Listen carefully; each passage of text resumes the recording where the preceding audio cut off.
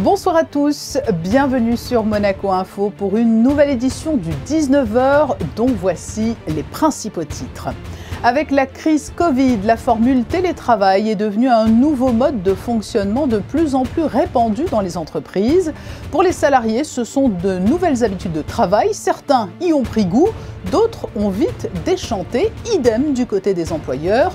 Nous verrons avec le spécialiste ressources humaines Jean-Philippe Ackermann quelle est la tendance actuelle et nous irons vous demander quels sont, selon vous, les avantages ou inconvénients du télétravail.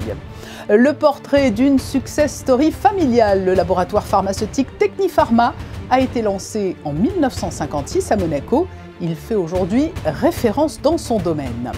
La pandémie de Covid-19, confirmation depuis 15 jours de la baisse sensible du taux d'incidence. Il y a 2 ans, une explosion dévastatrice ravageait le port de Beyrouth et toute une partie de la ville.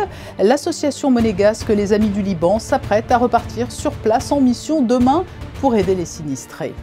Les souvenirs sont toujours tendance, tout le monde en glisse dans ses valises, mais quels sont les musts et les cartes postales ont-elles encore de l'avenir? Réponse dans ce journal.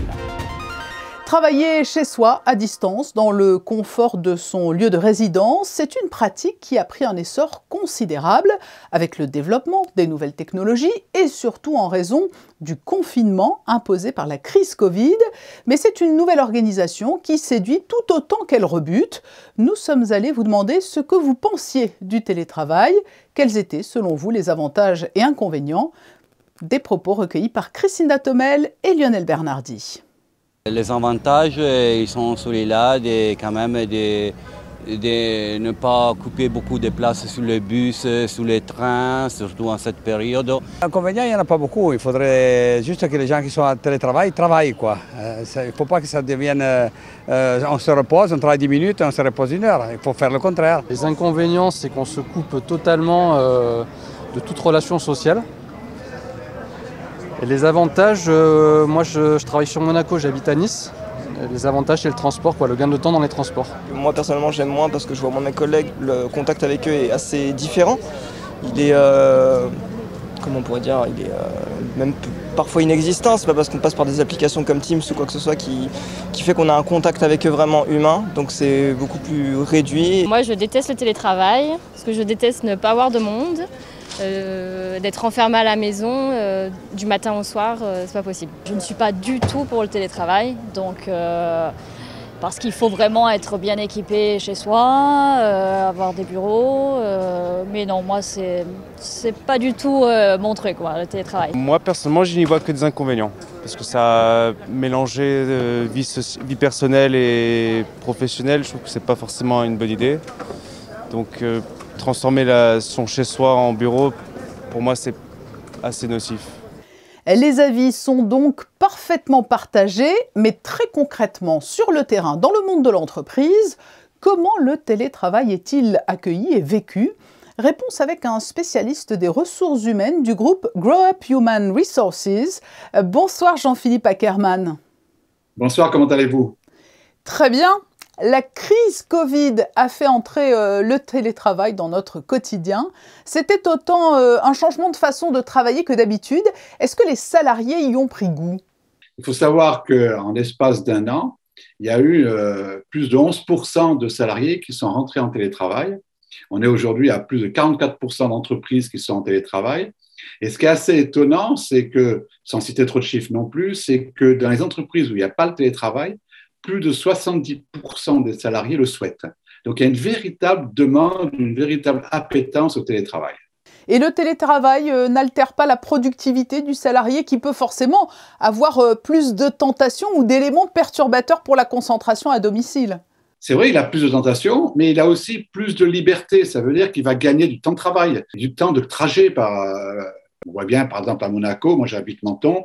Menton-Monaco le matin, c'est 1 heure. Donc c'est 1 heure perdue, 1 heure le soir, etc. Donc ce temps-là, il va le gagner.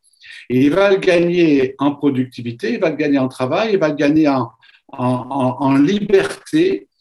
Et le Conseil national de la productivité a calculé que depuis la crise Covid, le télétravail a augmenté la productivité entre 5 et 15% suivant les entreprises et suivant le travail. Il y a donc, vous l'avez dit, de véritables adeptes du télétravail. Au-delà du gain de temps pour se rendre sur son lieu de travail, qu'est-ce qui les séduit dans cette formule? C'est un peu, un peu la notion d'être auto-entrepreneur. Ça veut dire je m'organise moi-même, je connais mon projet, je connais ma tâche, je connais mon travail, mais j'ai la liberté de m'organiser. Je veux commencer le matin à 9h, je commence à 9h, je veux travailler le soir, après le film, si je veux, je peux travailler le soir. C'est cette notion de liberté qui fait que ça me plaît. Et donc, comme les salariés sont heureux d'être au milieu de leur environnement, ils travaillent mieux. Mais cela peut donc être envahissant. Pour certains, ça a été très déstabilisant de mêler vie privée et vie professionnelle. Comment bien mettre une frontière entre ces deux notions lorsque l'on télétravaille? La première des choses, c'est qu'on ne peut pas faire du télétravail sur son canapé ou sur son lit. Ça, c'est pas possible. Ça veut dire qu'on ne peut faire du télétravail que si effectivement j'ai un environnement favorable au télétravail. Il faut au moins que j'ai un espace dédié.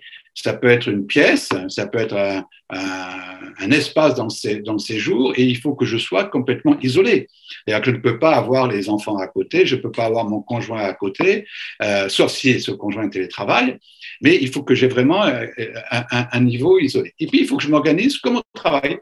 Ça veut dire qu'il faut que je me donne des horaires. Même si à l'intérieur de ces horaires, je peux fluctuer, il faut absolument que je me donne des horaires.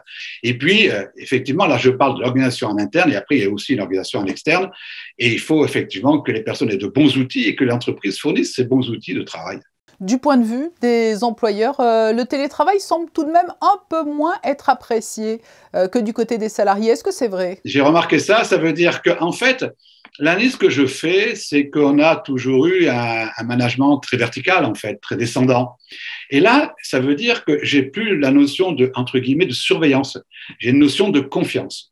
Et il faut travailler cette confiance, elle se décrète en fait.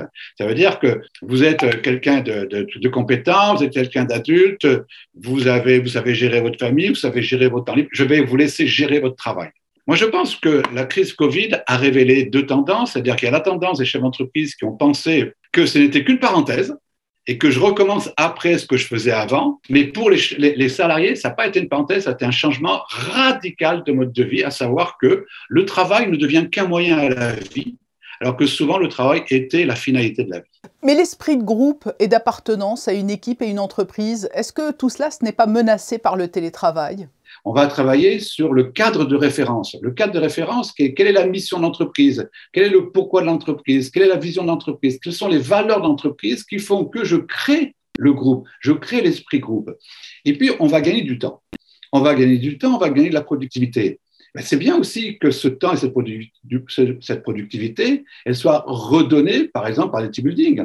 Et puis, quelqu'un qui est en télétravail, il reste disponible. Il reste disponible aux horaires de travail, il reste disponible par Zoom, comme on le fait en ce moment tous les deux, et il continue de travailler sur du projet commun. Il ne travaille pas sur un projet individualisé, mais sur un projet commun qui fait qu'on va créer cet esprit groupe, cet esprit même de fierté d'entreprise. Alors pour les salariés plus âgés, ça a été une découverte. Les jeunes, eux, vraisemblablement, vont être une génération télétravail. Ils sont accros. Des études montrent que cela fait partie aujourd'hui de leurs exigences dans leur recherche d'emploi.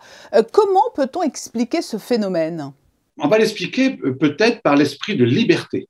Les jeunes aujourd'hui veulent de la liberté. Ils veulent être un peu leur patron. Ils ont un peu de soucis avec l'autorité. Mais ils n'ont pas de souci avec l'entreprise, ils n'ont pas de souci avec le travail, ils n'ont pas de souci avec le projet, ce qui fait que le télétravail est vraiment la bonne formule. Eh bien voilà, un message toujours positif avec vous, Jean-Philippe Ackermann, et merci pour cet éclairage sur le télétravail. Retour maintenant sur une belle épopée entrepreneuriale familiale. Lancé en 1956 à Monaco, le laboratoire pharmaceutique Technipharma est devenu une référence dans son domaine. Et Yannick Debever nous en raconte l'histoire sur des images de Lionel Bernardi. Tout est parti d'Algérie en 1956 et voilà qu'aujourd'hui Technipharma fleurit en principauté. Docteur en pharmacie, Désiré Notte fonde son laboratoire autour d'une molécule anticancéreuse et vient s'installer à Monaco pour profiter du cadre magnifique. Ensuite, sa fille Axel Notte a développé le laboratoire autour d'une gamme de gastro-entérologie et une gamme respiratoire. Et aujourd'hui, c'est la petite fille, c'est-à-dire Alexia Simon-Arnott, qui préside la société et qui oriente la société vers plus d'innovation et d'autres produits. Installé dans 1500 mètres carrés de locaux à Fontvieille, ce laboratoire pharmaceutique est spécialisé dans la production de médicaments en ORL, gastro-entérologie et oncologie. En presque 70 ans, Technipharma est devenu une référence dans son domaine en France, un statut étroitement lié à sa localisation monégasque. Nous sommes contrôlés en fait par les différentes autorités de tutelle, à la fois celle de la France et à la fois celle de Monaco. Donc ça demande doublement en fait d'être rigoureux pour arriver à donner l'excellence au niveau de nos patients sur les produits qu'on met sur le marché. Le produit phare de Technipharma, c'est lui, le suppositoire effervescent Eductil. Élaboré pour soulager la constipation, le laboratoire en produit plus de 40 millions par an. En plus d'autres médicaments très bien référencés. Au niveau de nos spécialités en gastro-entérologie, on a l'ensemble de nos références qui sont dans le top 10 sur leurs marchés respectifs, avec une grosse partie dans le top 5. Et avec notre suppositoire Eductil, on est les seuls à avoir cette forme en fait effervescente qui permet une action rapide en fait pour le soulagement du patient. Aujourd'hui reconnu sur le territoire français, le laboratoire cherche à s'imposer à l'échelle mondiale. Déjà présent sur les continents africains et asiatiques avec ses 7 références, Technipharma continue d'innover et pourrait bientôt arriver jusqu'au Mexique. Dans l'actualité en bref du jour, les dernières données relatives à la pandémie de Covid. La baisse du nombre de contaminations hebdomadaires se confirme. Le taux d'incidence s'élève à 298,9 contre 460 la semaine précédente. 19 personnes, dont 8 résidents, sont actuellement hospitalisées au CHPG. 2 patients sont soignés en réanimation. Et puis je vous le rappelle également, cette information pratique, sachez qu'en raison de l'avancement des travaux de l'opération Grand Ida, la circulation sur la dorsale en entrée de ville est modifiée jusqu'au 5 août, la journée entre 9h et 16h. Une voie unique de circulation entre les ronds-points Enterré, Aurélia et Canton est accessible. Dans le sens Monaco-Nice, les ronds-points demeurent praticables et leurs autres accès et sorties sont préservés. Le 4 août 2020 retentissait une immense explosion sur le port de Beyrouth avec des conséquences dramatiques. Une très large partie de la capitale libanaise a été touchée, un drame qui est intervenu sur fond de crise sociale et économique. Pour venir en aide aux sinistrés, une chaîne de solidarité s'est rapidement formée à Monaco, emmenée par l'association Les Amis du Liban. Et 2 ans après, l'élan de solidarité ne s'est pas démenti. Les Amis du Liban repartent en mission demain. Nous sommes avec l'une des administrateurs et coordinatrices de l'association. Bonsoir Lana Bouheri. Bonsoir Lana Navarro. La première question qui vient à l'esprit, bien évidemment, est parce que vous y rendez souvent. Comment va le Liban 2 ans après la terrible explosion survenue sur le port de Beyrouth ? Nous aurions aimé vous faire une image positive du Liban des dernières années, mais malheureusement, le Liban vit une escalade des crises économiques et sociales due à l'inflation qui a fait que le coût de la vie a augmenté, fortement augmenté, et que le livre libanais a perdu 95% de sa valeur. Les médicaments ne sont plus disponibles au Liban ou à des coûts très élevés. Le salaire minimum est de $20, ce qui fait même pas un plein d'essence pour une personne vivant au Liban. Il y a également un problème d'électricité. La population, les foyers ont droit à 1 heure d'électricité par jour, des fois moins. Et s'ils veulent installer par exemple des générateurs privés, cela a un coût encore une fois trop important. Et récemment, nous avons une nouvelle crise qui a été liée aussi à l'Ukraine, au conflit ukrainien. C'est l'importation de blé. Le Liban n'a plus de pain, ou très peu de pain, car le blé est importé en grande partie en Ukraine. Donc cette explosion est arrivée au pire des moments et a contribué à cette dégradation de la situation globale au Liban. De quelle manière Monaco continue à aider régulièrement le pays ? Monaco a toujours beaucoup aidé le Liban à travers les associations monégasques comme la nôtre. Nous avons reçu un appui très important de la direction de la coopération internationale à plusieurs reprises pour répondre à l'urgence. D'autres associations monégasques nous ont apporté leur soutien, telles que la MAD, Monaco des Présences, le Lions Club de Monaco et la Croix-Rouge monégasque. Mais avant tout et surtout, nous avons eu droit à la présence de la population monégasque lors de nos récoltes, que ce soit au centre commercial de Fontvieille ou bien lors de Monaco Collect ou encore sur le stade Louis II lors des fêtes de Noël. Nous avons aussi également été aidés par les étudiants du collège FANB ainsi que du lycée Albert Ier qui nous ont apporté des fournitures scolaires. Grâce à ce soutien, nous avons pu envoyer 20 conteneurs d'aide en 2 ans, grâce aux donateurs, mais surtout grâce au travail acharné de la présidente, des membres de l'association et des bénévoles. Oui, il y a toujours eu un bel élan à Monaco en faveur du Liban. Vous vous apprêtez à mener une nouvelle mission dès demain. En quoi va-t-elle consister ? Pour la première fois en 2 ans, nous ne serons pas au centre commercial de Fontvieille pour faire les récoltes. Nous serons directement sur le terrain, au plus proche des familles que nous soutenons mensuellement, en distribuant des colis alimentaires et des médicaments pour les maladies chroniques. Et quels sont aujourd'hui les besoins les plus criants de la part de la population et des sinistrés, puisque vous intervenez sur des institutions, je crois notamment, qui se trouvent dans ce secteur qui a été violemment impacté par la déflagration. Depuis 2019, le Liban fait face à plusieurs crises, comme je vous l'ai déjà dit, mais surtout, les besoins vitaux des Libanais ont été mis à dure épreuve. Les Libanais n'ont plus accès aux soins, ni aux traitements médicaux, car le prix est trop cher et il n'y a pas de couverture sociale au Liban. Une alimentation saine et variée n'est plus une priorité pour les foyers libanais, et aussi l'éducation. Les familles se voient forcées de déscolariser leurs enfants car le coût des frais de scolarité sont bien trop élevés par rapport à leur salaire. C'est pour ça que nous avons aidé à plusieurs reprises en parrainant des enfants, en aidant des écoles et en distribuant les colis alimentaires et les médicaments tous les mois. Vous l'avez dit, il n'y aura pas de collecte au mois d'août, comme ça a pu être le cas lors des 2 dernières années. En revanche, comment peut-on vous aider ? Nous allons lancer une campagne de parrainage pour les enfants libanais. Et nous, comme régulièrement nous faisons des récoltes aussi, nous demandons encore une fois aux Monégasques d'être généreux et de soutenir le Liban, car malheureusement ça ne va pas mieux. Et surtout, il ne faut pas oublier de parler du Liban, même si ce n'est plus d'actualité. Le Liban traverse et continue de traverser une période plus que difficile. Une dernière question, Lana Bouheri. Vous avez grandi à Monaco, mais vous êtes d'origine libanaise pour partie. Quels sont les sentiments qui vous animent lorsque vous vous rendez aujourd'hui au Liban? C'est un sentiment de gâchis? C'est la détresse omniprésente? Je pense que comme tous les Libanais, il y a un sentiment d'amour et de haine. On aime le Liban parce que c'est un endroit qui est convivial, parce que notre famille est là-bas. Mais on ressent de la haine par rapport à ce qui se passe, aux crises que les foyers vivent, que les familles doivent endurer. Mais c'est un soulagement de pouvoir aider, même si c'est à un autre niveau. On fait de notre mieux.